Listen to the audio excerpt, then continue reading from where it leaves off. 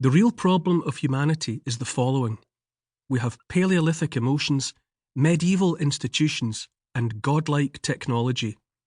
E. O. Wilson, in Harvard Magazine, 2009. I wrote this book in search of answers, and if not answers, then in the hope I would find reassurance and reasons for optimism. Our world now seems especially bad-tempered. Temperatures are rising. The news is often doom-laden and filled with hopelessness. But among the apocalyptic prophecies are the words of a few commentators claiming quite the contrary, that in all of recorded history this is the best time to be alive. Fewer people in poverty, more food, better living conditions, increased life expectancy, the boundless potential of modern medicine and technology. I read it all, the forewarnings of the end of the world, side by side with the insistence we've never had it so good, and I am filled with doubt and uncertainty about who and what to believe, what to do for the best. For all we have in the modern world, all we have gained by this point in time, simple peace of mind is hard to find. In search of that elusive treasure, I have looked back at the world of our ancestors. Edward Osborne Wilson is an American biologist. His specialism has been the study of ant society, but his line above about humanity's Paleolithic emotions resting uneasily alongside godlike technology resonates strongly with me. Humans of one sort or another have been around for at least 4 million years. For most of that time, our ancestors were hunters. A few decades of internal combustion engines, penicillin and smartphones have not changed our essential nature. It seems fair to say that even now in the 21st century, our brains are still running on hunter software. In the last 10,000 years, we have learned all sorts of tricks. Farming, writing, city living, mechanised industry, manned flight, rockets, computers, the internet.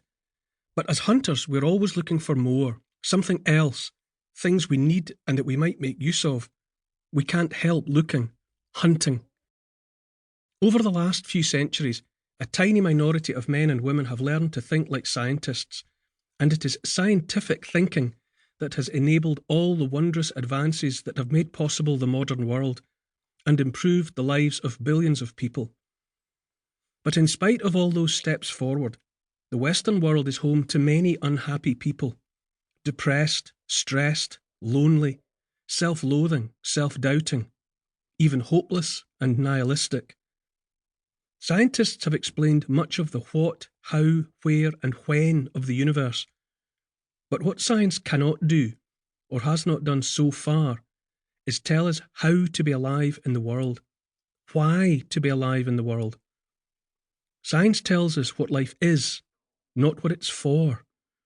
Whether or not the answers even exist, we seem to need to ask the questions. It might matter to look for them as much as to find them. Most of us are not full-time scientists. Even those who have been trained to think like scientists are able to sustain the effort required for only short periods. For the rest of the time, they think like us. Our hunter ancestors were not scientists, but it seems they sought answers to questions about what it meant to be human and alive. Long before there was science, there were stories to explain the experience of life. Different people in different places, though separated by vast distances as well as by time, somehow came up with variations of the same stories and told them to their children. Tales about the creation of the world, the separation of land, sea and sky, the making of the first people, the coming of floods, the vengeance of gods, and the adventures of heroes. The oldest stories, those that have lasted longest, might simply be a consequence of being alive, occurring spontaneously in our consciousness like crystals in liquid, or else they were the product of hundreds of thousands of years of lives lived, observations of what worked and what helped. It seems our species has a need for stories. After a long time, stories are spun like wool into threads and then woven into mythology, belief, and religions. A mythology is a fine thing, like the stories told within families about their own private pasts. Some of those family stories are true, others less so, but all of them matter. Remembered and retold, they remind family members about things they might otherwise forget. Stories are threads of the weave that holds each of them in place within the family, and the family within the universe.